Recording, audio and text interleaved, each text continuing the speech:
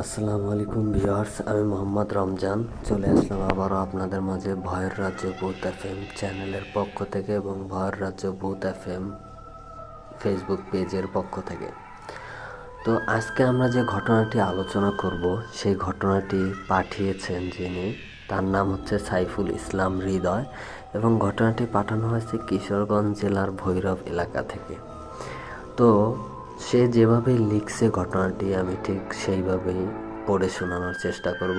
ভুল ত্রুটি হলে ক্ষমা প্রার্থনার দৃষ্টিতে দেখবেন। আসসালামু আলাইকুম রহমতুল্লাহ। সম্মানিত মোহাম্মদ রমজান ভাই, ভয়ের রাজ্য ভূত এফএম চ্যানেলের সম্মানিত সিইও, আশা করি আল্লাহর রহমতে আপনি ভালো আছেন। আপনার চ্যানেলের সকল শ্রোতা ও দর্শকদের প্রতিও রইল আন্তরিক সালাম ও শুভকামনা। আমি আজ আপনাদের কাছে এমন একটি ঘটনা পাঠাচ্ছি যেটি আমি নিজে সরাসরি অনুভব না করলেও আমার এক ঘনিষ্ঠ বড় ভাইয়ের জীবনে ঘটে যাওয়া বাস্তব অভিজ্ঞতা থেকে সংগ্রহ করেছি। ঘটনাটি এতটাই অদ্ভুত, রহস্যময় ও ভয়ঙ্কর ছিল যে আজও সেটি মনে পড়লে শরীর ঠান্ডা হয়ে আসে। আমার পরিচয় ও ঠিকানা ভিডিওতে প্রচার না করলেই ভালো হয়।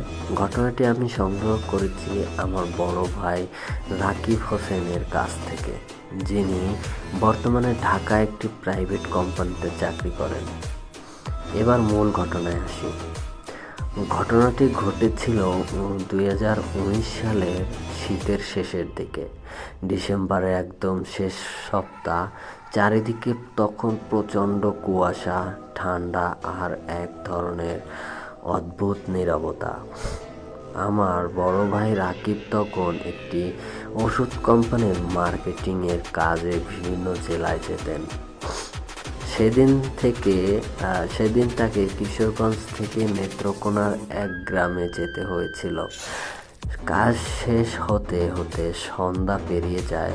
লোকাল বাস মিস হয়ে যাওয়ায় তিনি বাধ্য হয়ে একটা পুরনো সিএনজি ভাড়া করেন। সিএনজি ড্রাইভার ছিল অদ্ভুত চুপচাপ ধরনের মানুষ, বয়স 50-এর মতো, মাথায় কালো টুপি, মুখে সাদা দাড়ি। লোকটা প্রথম থেকেই কেমন যেন অস্বাভাবিক আচরণ করছিল। ভাইয়া যখন তাকে জিজ্ঞেস করলেন, চাচা, এত রাতে এই রাস্তায় মানুষজন কম নাকি? লোকটা শুধু নিচু গলায় বলেছিল, এই রাস্তা রাত 12টার পরে ভালো না বাবা, যত দ্রুত পারেন পার হয়ে যান।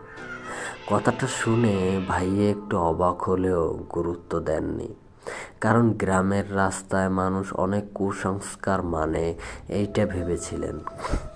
রাস্তাটা ছিল পুরো ফাঁকা, দুপাশে বিশাল গাছ, মাঝে মধ্যে ধান ক্ষেত আর দূরে দূরে কুয়াশার মধ্যে অন্ধকার বাড়িঘর। সিএনজির হেডলাইট ছাড়া আর কোনো আলো ছিল না। হঠাৎ কিছু দূর যাওয়ার পর সিএনজির ইঞ্জিন বন্ধ হয়ে যায়। ড্রাইভার কয়েকবার স্টার্ট দেওয়ার চেষ্টা করেও ব্যর্থ হয়। তারপর সে খুব অস্বস্তি নিয়ে চারপাশে তাকাতে থাকে। ভাইয়া বলেন, সমস্যা কি? লোকটা তখন কাপা গলায় বলল, আমরা ভুল জায়গায় থেমে গেছি। ভাইয়া বিরক্ত হয়ে বললেন, মানে? রাস্তার মধ্যে আবার ভুল জায়গা কি? লোকটা তখন কোনো উত্তর না দিয়ে শুধু সামনে আঙুল তুলে দেখায়। ভাইয়া তাকিয়ে দেখেন রাস্তার একটু সামনে একটা মেয়ে দাঁড়িয়ে আছে, সাদা কাপড় পরা, মাথা ভর্তি লম্বা চুল।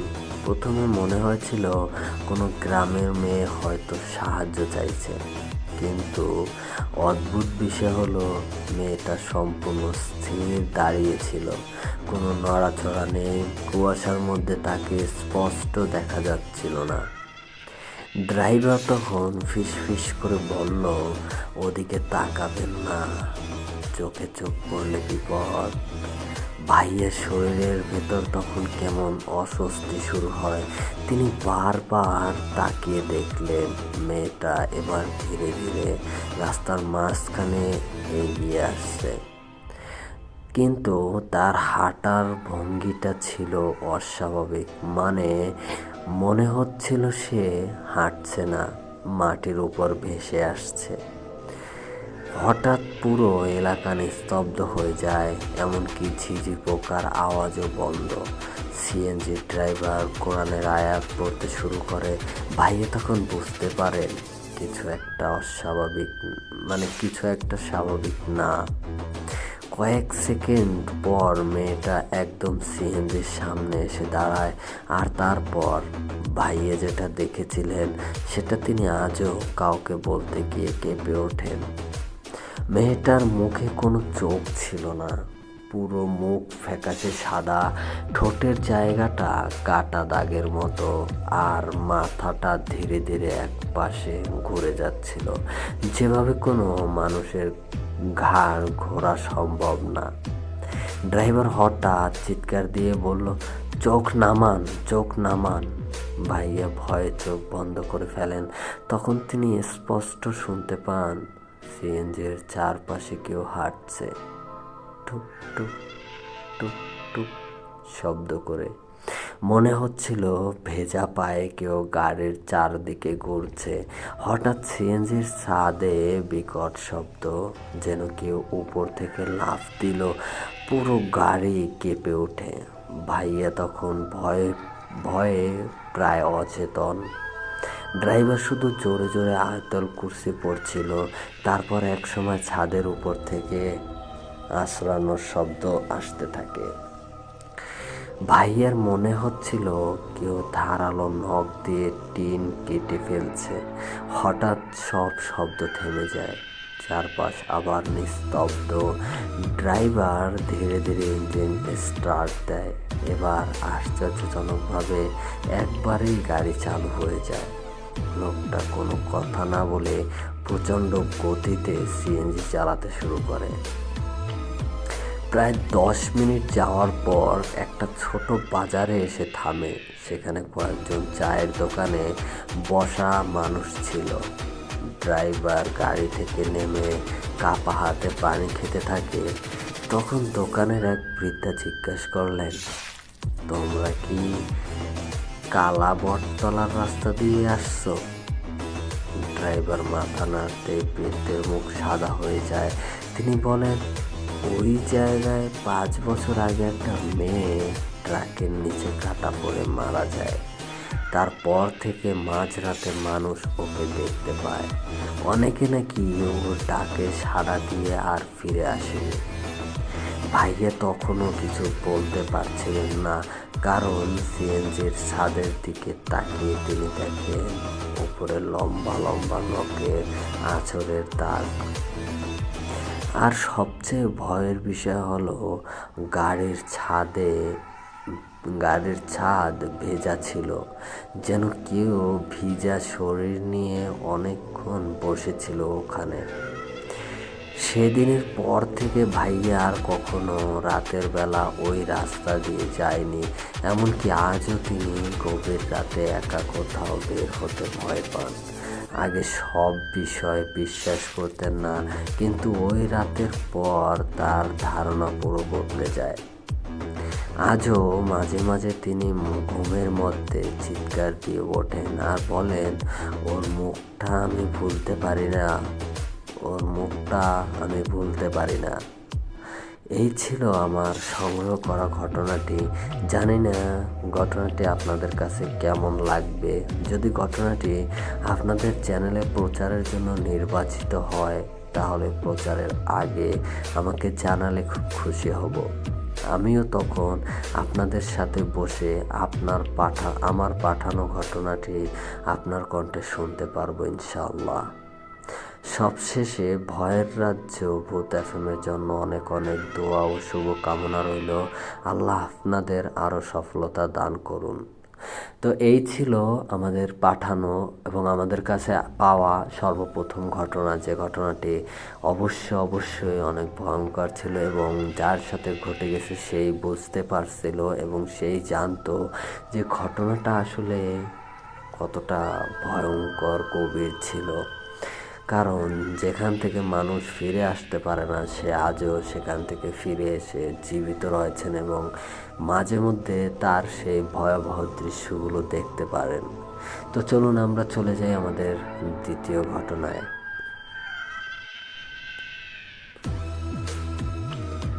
তো প্রিয় লিসেনার্স, আজকে দ্বিতীয় যে ঘটনাটি আমাদের কাছে পাঠানো হয়েছে, সেই ঘটনাটি ঠিক যেইভাবে লেখা আমি সেইভাবে করার চেষ্টা করব। তবে যিনি পাঠিয়েছেন তিনি তার পরিচয়টা এখানে দিয়েছেন, বাট পরিচয়টা প্রচার বা শেয়ার করতে নিষেধ করা হয়েছে। আসসালামু আলাইকুম ও রহমতুল্লাহ। সম্মানিত মোহাম্মদ রমজান ভাই, ভারত এফএমের সিইও, আশা করি আপনি ভালো আছেন। আপনার চ্যানেলের সকল শ্রোতা ও দর্শকদের প্রতি জানাই আন্তরিক সালাম ও শুভেচ্ছা। আজ আমি এমন একটি ঘটনা পাঠাচ্ছি যেটা শুনলে হয়তো অনেকেই ভাববেন এটি কোনো সিনেমার গল্প, কিন্তু না, ঘটনাটি একজন বাস্তব মানুষের জীবনে ঘটে যাওয়া এক ভয়ঙ্কর অভিজ্ঞতা। এই ঘটনাটি আমি সংগ্রহ করেছি আমার মামাতো ভাই সোহেলের কাছ থেকে, যিনি নিজেই এই ঘটনার শিকার হয়েছিলেন। ঘটনাটি 2021 সালের বর্ষাকালে। টানা কয়েকদিন ধরে ভারী বৃষ্টি হচ্ছিল, আকাশে সূর্যের দেখা নেই, চারপাশে শুধু মেঘ আর কাদা। আমার মামাতো ভাই সোহেল তখন ঢাকা একটি গার্মেন্টসে চাকরি করত। ঈদের ছুটিতে বাড়ি এসেছিল। ছুটি শেষে এক রাতে সে বরিশাল শহর থেকে গ্রামের উদ্দেশ্যে শেষ বাসে রওনা দেয়। বাসটা ছিল অনেক পুরনো, ভিতরে অল্প কয়েকজন যাত্রী। রাত তখন প্রায় 11:30। বাইরে প্রচণ্ড বৃষ্টি, বাসের কাছে টুপটাপ পানি পড়ছিল। পুরো পরিবেশটা এমন ছিল যেন কিছু একটা ঘটার অপেক্ষা করছে। সোহেল প্রথমে বিষয়টা স্বাভাবিকই নিয়েছিলেন, কিন্তু কিছু দূর যাওয়ার পর সে খেয়াল করলো বাসের ভেতর বসা সবাই কেমন যেন অস্বাভাবিক চুপচাপ। কেউ ফোন দেখছে না, কেউ কথা বলছে না, এমনকি কেউ নড়াচড়াও করছে না। বাসের একদম পেছনের সিটে একটা বৃদ্ধ লোক বসেছিল। লোকটার গায়ে ভেজা সাদা পাঞ্জাবি, মাথা নিচু করা, মাঝে মাঝে মনে হচ্ছিল লোকটা কাঁদছে। হঠাৎ বাসটা একটা নির্জন রাস্তার পাশে থামে। ড্রাইভার নিচে নেমে যায়। সোহেল জানালা দিয়ে তাকিয়ে দেখে রাস্তার পাশে একটা পুরনো শ্মশান, চারপাশে বড় বড় গাছ। অন্ধকারের জায়গাটা আরো ভয়ঙ্কর লাগছিল। ঠিক তখনই বাসে একটা মহিলা ওঠে। মহিলার গায়ে লাল শাড়ি, পুরো শরীর ভিজে পানি পড়ছে, কিন্তু অদ্ভুত বিষয় হলো এত বৃষ্টির মধ্যেও তার পায়ে কোনো কাদা ছিল না। সে ধীরে ধীরে বাসের মাঝখানের একটা সিটে গিয়ে বসে। মহিলা ওঠার পর থেকেই বাসের ভেতরে বাতাস কেমন ভারী হয়ে যায়। সোহেলের বুক ধরফর করতে শুরু করে। সে খেয়াল করলো বাসের অন্য যাত্রীরা সবাই মাথা নিচু করে বসে আছে, যিনি কেউ ওই মহিলার দিকে তাকাতেই চাইছে না। কিছুক্ষণ পর বাস আবার চলতে শুরু করে। হঠাৎ সোহেল শুনতে পেল কেউ খুব আস্তে আস্তে হাসছে, খিলখিল খিলখিল শব্দ করে। শব্দটা বাসের মাঝখান থেকে আসছিল। সে সাহস করে তাকাতেই তার বুকের রক্ত শুকিয়ে যায়। মহিলাটি তখন তার দিকে তাকিয়ে আছে, কিন্তু তার চোখ দুটো পুরো কালো, একদম পিচকালো, সাদা অংশ বলে কিছু নেই। সোহেল দ্রুত চোখ ফিরিয়ে নেয়, তার হাত পা ঠান্ডা হয়ে যাচ্ছিল। তখন পাশের সিটে বসা এক লোক খুব নিচু গলায় বলল, ওর দিকে তাকাবেন না ভাই, বলেও না। সোহেল কিছু জিজ্ঞেস করার আগেই লোকটা আবার মাথা নিচু করে ফেলে। বাসের ভেতরে তখন হঠাৎ প্রচণ্ড ঠান্ডা হয়ে যায়। নিঃশ্বাস থেকে ধোঁয়া বের হচ্ছিল, অথচ বাইরে ছিল গরম আর ভাবসা আবহাওয়া। এরপর শুরু হয় সবচেয়ে ভয়ঙ্কর ঘটনা। বাসের সব লাইট একসাথে নিভে যায়, চারপাশ অন্ধকার, শুধু বৃষ্টি আর বৃষ্টি। আর সেই মহিলার হাসি খিলখিল খিলখিল শব্দ করে। সোহেল তখন মোবাইলের ফ্ল্যাশ জ্বালাতে গিয়ে দেখে তার ফোন বন্ধ হয়ে গেছে, অথচ কিছুক্ষণ আগেও চার্জ ছিল। হঠাৎ সে অনুভব করলো কেউ তার কানের কাছে এসে খুব ধীরে বলছে, আমাকে চিনতে পারছো না? কণ্ঠটা ছিল একদম বরফ ঠান্ডা। সোহেলের পুরো শরীর কাঁপতে থাকে, সে চিৎকার করতে গিয়েও পারে না। ঠিক তখনই বাসের সামনের দিক থেকে ড্রাইভারের বিকট চিৎকার শোনা যায়। তারপর বাসটা হঠাৎ নিয়ন্ত্রণ হারিয়ে রাস্তার পাশে থেমে যায়। কয়েক সেকেন্ড পর লাইট আবার জ্বলে ওঠে, আর তখন বাসের মাঝখানের সিটটা খালি, মহিলা নেই। কিন্তু সিটের উপর ভেজা পানি ছড়িয়েছিল, আর সেই পানির মধ্যে স্পষ্ট হাতের ছাপ। সোহেল তখন ভয়ে প্রায় কাঁদছে। সে দ্রুত বাস থেকে নেমে যেতে চায়, কিন্তু ড্রাইভার তখন কাঁপা গলায় বলে, আজ আবার উঠেছে। সোহেল জিজ্ঞেস করলো, কে? ড্রাইভার কিছুক্ষণ চুপ থেকে বলল, 3 বছর আগেই রাস্তার পাশের শ্মশানে এক নববধূর লাশ আনা হয়েছিল। বিয়ের রাতে নাকি বাস দুর্ঘটনায় মারা যায়। তারপর থেকে মাঝরাতে সে বাসে মাঝে মাঝে তাকে দেখা যায়। মানে শেষ বাসে মাঝে মাঝে তাকে দেখা যায়। এই কথা শুনে বাসের পেছনে বসা সেই বৃদ্ধ লোকটা হঠাৎ কাঁদতে শুরু করে। সে বলে, ও আমার মেয়ে ছিল। পুরো বাস নিস্তব্ধ হয়ে যায়। বৃদ্ধ লোকটা তখন কাঁপা গলায় বলল, প্রতি বছর এই দিনে আমি এই বাসে উঠি, যদি একবার আমার মেয়েটাকে দেখতে পাই। কথাগুলো বলে এই লোকটা হঠাৎ দাঁড়ায়। আর তখন সোহেল যেটা দেখেছিল সেটা আজও বলতে পারেনি। লোকটার পায়ের নিচে কোনো ছায়া ছিল না, একদম না। পরের স্টেপে বাস থামতেই সোহেল দৌড়ে নেমে যায়। পরে সে জানতে পারে ওই রাস্তায় রাতের শেষ বাস দিয়ে অনেক অদ্ভুত গল্প প্রচলিত আছে। অনেকে নাকি সেখানে এমন মানুষ দেখেছে যার আসলে বহু বছর আগে মারা গেছে। আজও সোহেল গভীর রাতে বাসে উঠতে ভয় পায়, বিশেষ করে যদি ওই বাসটা ফাঁকা থাকে। কারণ তার বিশ্বাস সব যাত্রী মানুষ হয় না।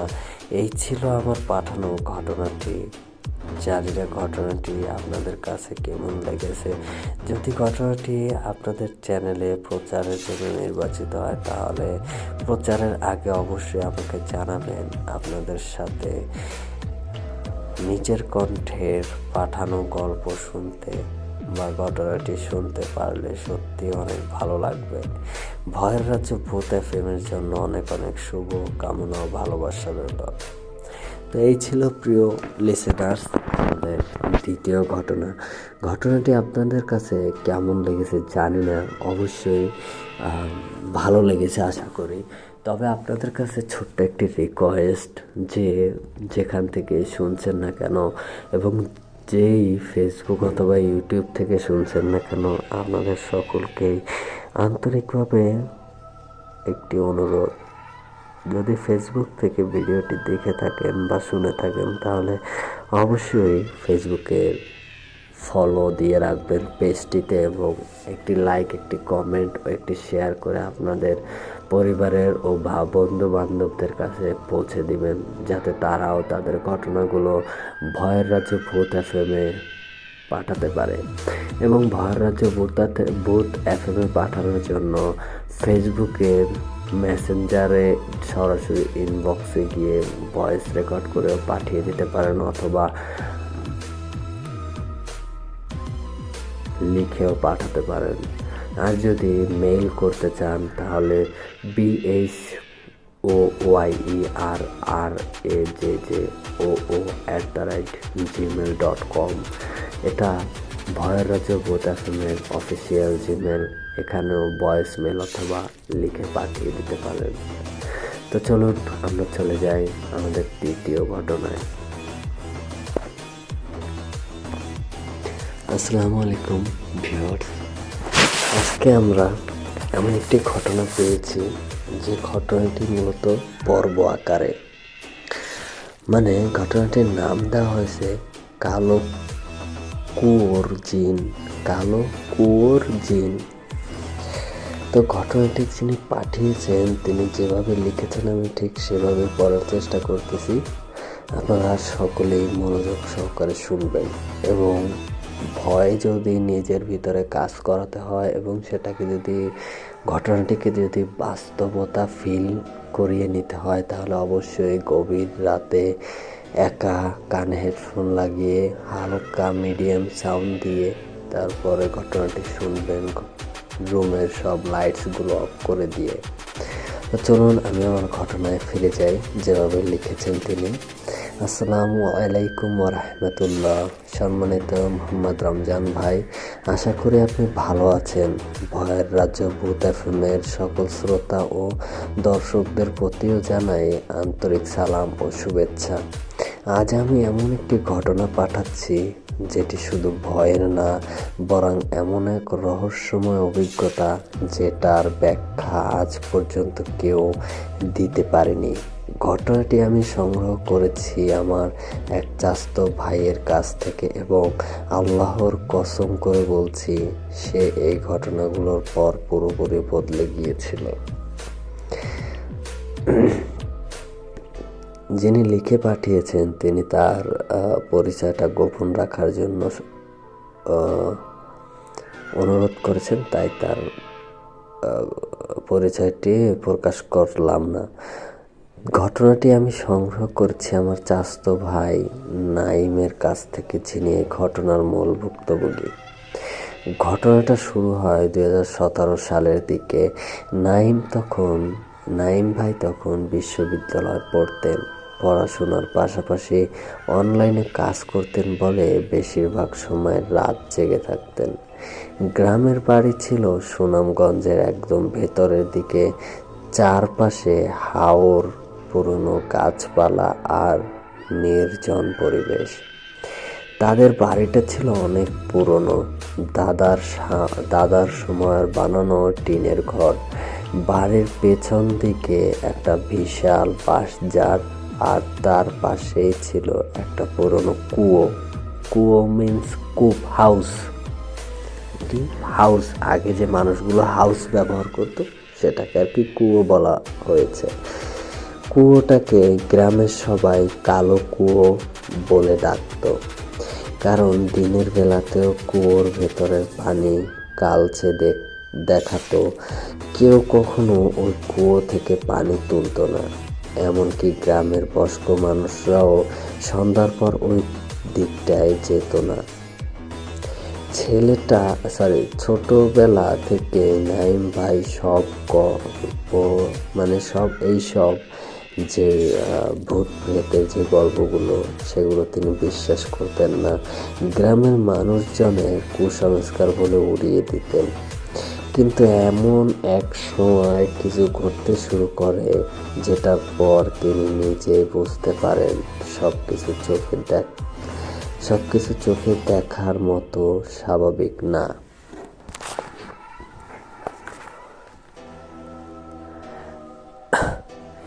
এক রাতে তিনি নিজের ঘরে বসে ল্যাপটপে কাজ করছিলেন।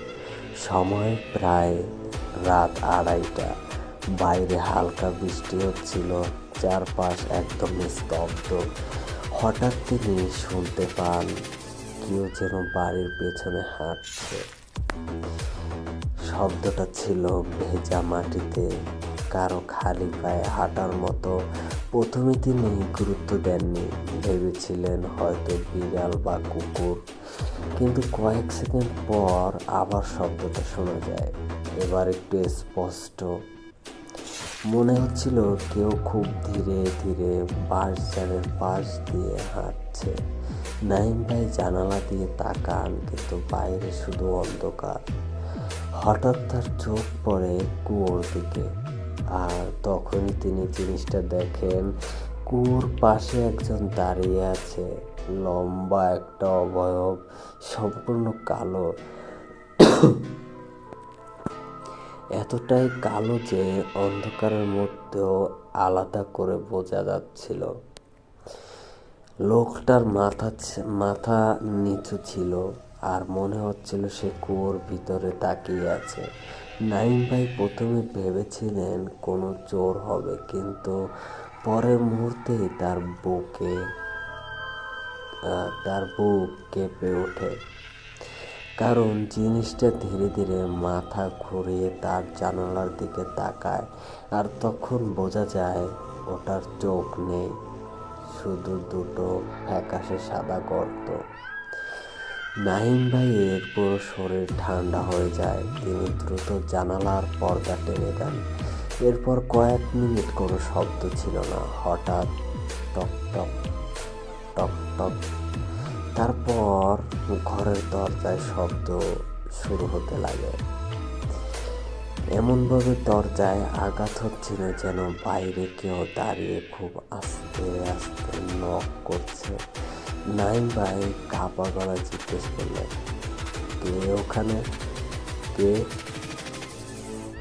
কোনো উত্তর নেই। আবার ঠিক একই শব্দ, যেন কেউ দরজায় টোকা দিচ্ছে। তিনি সাহস করে দরজার কাছে যান, কিন্তু দরজা খোলার আগেই তার ফোনে কল আসে। কলটা ছিল তার মায়ের। তিনি ফোন ধরতেই তার মা ভীত গলায় বলেন, দরজা খুলবি না? নাইম ভাই অবাক হয়ে বলেন, কেন? তার মা তখন কাঁপা গলায় বলেন, তোর আব্বা জানালা দিয়ে দেখছে, তোর দরজার সামনে মানুষ না। এই কথা শুনে নাইম ভাইয়ের হাত থেকে ফোন প্রায় পড়ে যায়। তিনি ধীরে ধীরে দরজার নিচের ফাঁক দিয়ে তাকান, আর যেটা দেখেন সেটা আজও কাউকে বলতে গিয়ে তিনি কেঁপে ওঠেন। দরজার বাইরের মানুষের পা ছিল না, ছিল কালো লম্বা অস্বাভাবিক চিকন দুটি পা। আর পাগুলোর দিক উল্টো ছিল। ঠিক তখন দরজার ওপাশ থেকে একটা শব্দ আসে, খুব নিচু ভাঙা গলা, নাইম, দরজা খোলো। কণ্ঠটা ছিল তার মৃত দাদার। নাইম ভাই তখন চিৎকার দিয়ে পেছনে সরে যান। দরজার ওপাশ থেকে তখন ধীরে ধীরে আঁচড়ানোর শব্দ আসতে থাকে। মনে হচ্ছিল কেউ ধারালো নখ দিয়ে কাঠ কেটে ফেলছে। হঠাৎ পুরো বাড়ির বিদ্যুৎ চলে যায়, চারপাশ অন্ধকার। আর ঠিক তখন বাড়ির পেছনে সেই কালো কুয়ো থেকে ভেসে আসে বিকট একটা চিৎকার, যেন চিৎকার মানুষের না কোনো পশুর। এমন এক আওয়াজ যেটা শুনলে মনে হয় কারো অসীম রাগ আর যন্ত্রণা একসাথে মিশে আছে। সেই দিন রাতেই প্রথমবার নাইম ভাই বুঝতে পারেন ওই কুয়োর ভেতরে কিছু একটা আছে, আর সেটা বহুদিন ধরে অপেক্ষা করছিল। প্রথম পর্ব এখানেই তিনি শেষ করেছেন এবং বলেছেন, যদি আপনারা চান তাহলে দ্বিতীয় পর্বে বলবো কিভাবে সেই জিনিসটা ধীরে ধীরে নাইম ভাইয়ের উপর ভর করতে শুরু করে এবং কেন গ্রামের মানুষ ওই কুয়োর পাশে আজও আজান দেয়। তো ঘটনাটি কেমন লাগছে প্রিয় লিসেনার শ্রোতারা, আপনারা অবশ্যই জানাবেন কমেন্ট সেকশনে এসে। এবং ঘটনাটি যদি আপনাদের কাছে ভালো লেগে থাকে তাহলে অবশ্যই কমেন্ট সেকশনে বলবেন। আর নাইম ভাইয়ের এই ঘটনাটি আমি যিনি পাঠিয়েছেন তার কাছে অনুরোধ করব তিনি যাতে এটা একটু সম্পূর্ণভাবে লিখে দেওয়ার চেষ্টা করেন। আর যদি সেটা সম্ভব না হয় তাহলে পার্ট বাই পার্ট লিখে দেওয়ার চেষ্টা করবেন। তো এই ছিল আমাদের 3 নম্বর ঘটনা। এবার চলুন আমরা চলে যাই আমাদের 4র্থ ঘটনায়। তার আগে আরেকটা কথা আমি আপনাদের কাছে বলতে চাই, সেটা হচ্ছে এই চ্যানেলটি এবং এই পেজটি হচ্ছে নতুন এবং আমি চাচ্ছি আপনারা সবাই আমাদের এই পেজে লাইক করে ফলো করে সদস্য হয়ে যান, পরিবারের একটি অংশ হয়ে যান এবং সেম ফেসবুকে একটি সাবস্ক্রাইব একটি লাইকনে ক্লিক করে পাশাপাশি লাইক কমেন্ট শেয়ার করে আমাদের সাথে যুক্ত হয়ে যান। এবং আপনাদের কাছে আপনাদের ভাই বন্ধুদের কাছে যদি এরকম কোনো ঘটনা থেকে থাকে তাহলে অবশ্যই ভয়ের রাজ্য ভূত FM চ্যানেলে পাঠিয়ে দেবেন। আমরা নির্বাচিত হলে অবশ্যই এখানে পড়ে শোনাবো বা প্রচার করব।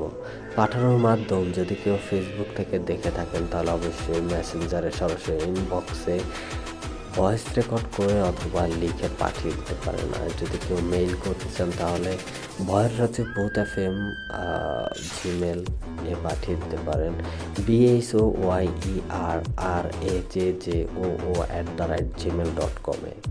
তা চলুন আমরা চলে যাই আমাদের 3য় ঘটনায়। তো আমাদের এখন যে ঘটনাটি আমরা এখানে প্রচার করতে চাচ্ছি সেই ঘটনাটি আমরা মূলত পেয়েছি কলকাতার একটি ঘটনা এবং এটি আমাকে পাঠিয়েছেন তিনি চাঁদপুর থেকে পাঠিয়েছেন এবং তার পরিচয়টি গোপন করার জন্য বলেছেন এবং তিনি যেভাবে লিখেছেন আমি ঠিক সেইভাবে পড়ার চেষ্টা করতেছি। তবে যদি কোনো প্রকার ভুল ত্রুটি হয়ে থাকে ক্ষমা সুন্দর দৃষ্টিতে দেখবেন এবং ভিডিওটি ভালো লাগলে অবশ্যই কমেন্ট সেকশনে একটি কমেন্ট করে যাবেন, একটি লাইক ও একটি শেয়ার করে দিবেন আপনাদের ভাই বন্ধুদের কাছে। আসসালামু আলাইকুম রহমতুল্লাহ। সম্মানিত মোহাম্মদ রমজান ভাই, আশা করি আপনি ভালো আছেন। ভয়ের রাজ্য ভূত FMের সকল শ্রোতা ও দর্শকদের প্রতি রইল আন্তরিক সালাম ও শুভেচ্ছা।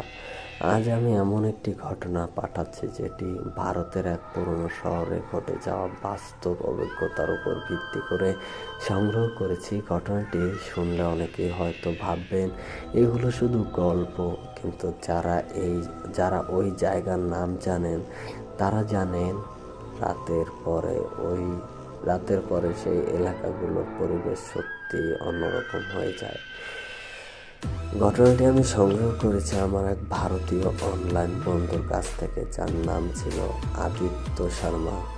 সে উত্তরপ্রদেশের বনরাজ শহর থেকে, আমি প্রথমে কলকাতা বলে ফেলেছি, এটা আসলে উত্তরপ্রদেশের ইউপি থেকে। ভারতের বনরাজ শহরকে অনেকে মৃত্যুর শহর বলে ডাকে, কারণ এই শহরের ঘাটগুলোতে দিনের চেয়ে বেশি রাতেই রহস্য লুকিয়ে থাকে।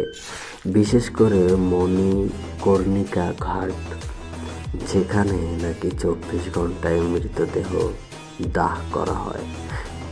ঘাট মানে বলা হচ্ছে এটা শ্মশানের কথা আর কি। আদিত্য ছোটবেলা থেকেই এসব অলৌকিক ব্যাপারে খুব আগ্রহী ছিল। ভূত, আত্মা, তন্ত্রমন্ত্র এসব নিয়ে সে সবসময় পড়াশোনা করত।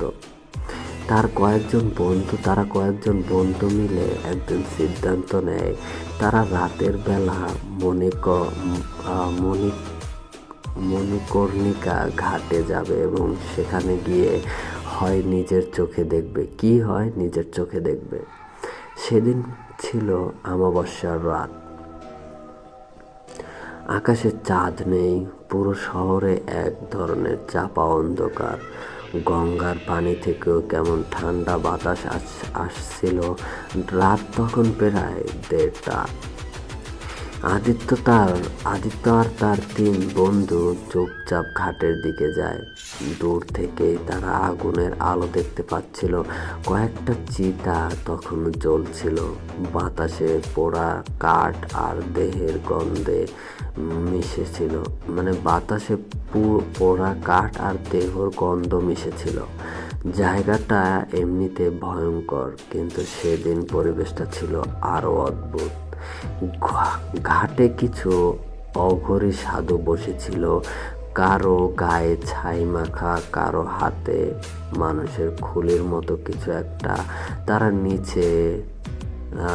তারা নিচু গলায় মন্ত্র পড়ছিল। আদিত্যের এক বন্ধু বলেছিল, চল ফিরে যাই, এখানে ভালো লাগছে না। কিন্তু আদিত্য সাহস দেখিয়ে সামনে এগিয়ে যায়।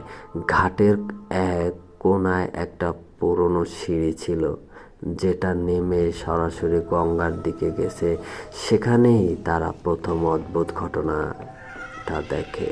একজন মহিলা দাঁড়িয়েছিল, লাল শাড়ি পরা, মাথা ভর্তি লম্বা চুল। সে গঙ্গার পানির দিকে তাকিয়েছিল। আশ্চর্যের বিষয় হলো, এত রাতে এবং এত ঠান্ডার মধ্যেও সে একদম স্থির দাঁড়িয়েছিল। আদিত্য ভেবেছিল হয়তো কোনো সাধারণ মহিলা, কিন্তু তার বন্ধুদের একজন হঠাৎ কাপা গলায় বলল, ওর পা দেখ।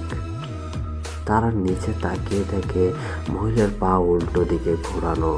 ঠিক তখন মহিলা ধীরে ধীরে মাথা ঘুরিয়ে তাদের দিকে তাকায়, আর তার মুখ দেখেই আদিত্য শরীর অবাক হয়ে যায়। মহিলার চোখ পুরো কালো, একদম পিচ কালো, আর ঠোঁটের কোণা পর্যন্ত অস্বাভাবিকভাবে ছেলা।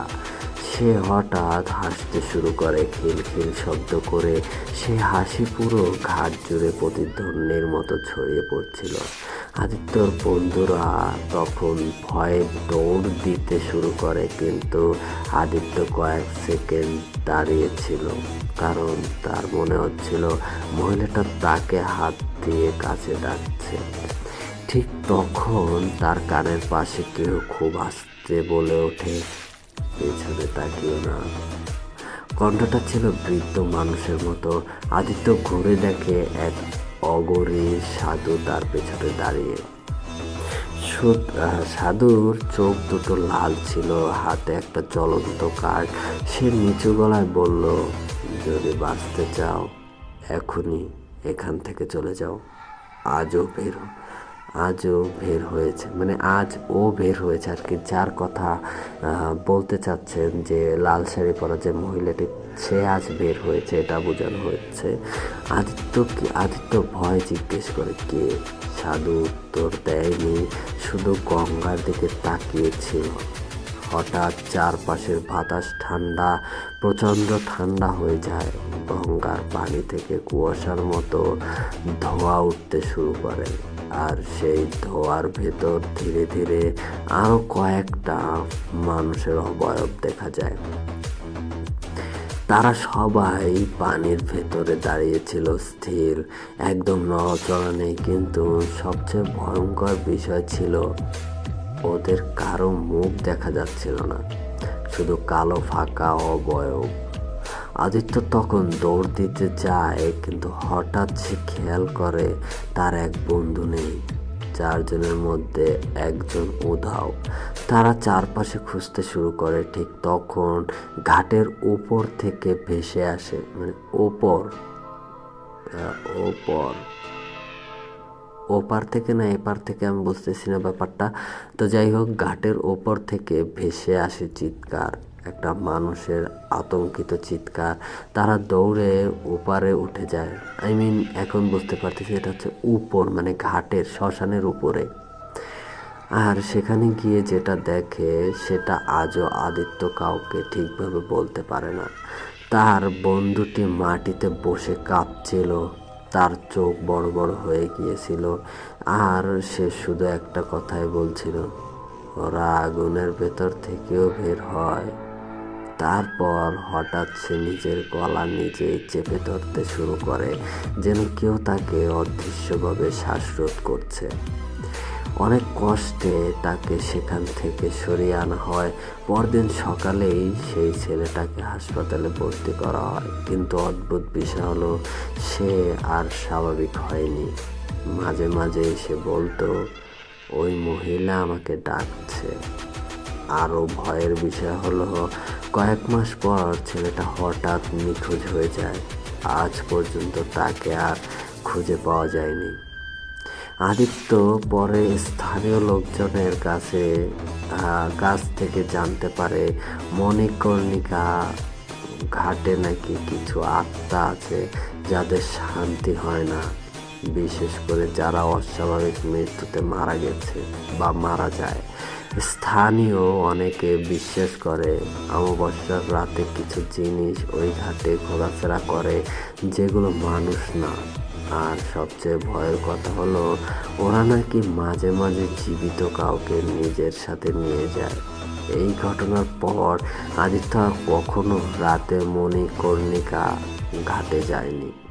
এমনকি সে এসব বিষয় নিয়ে কথা বলতেও ভয় পেত।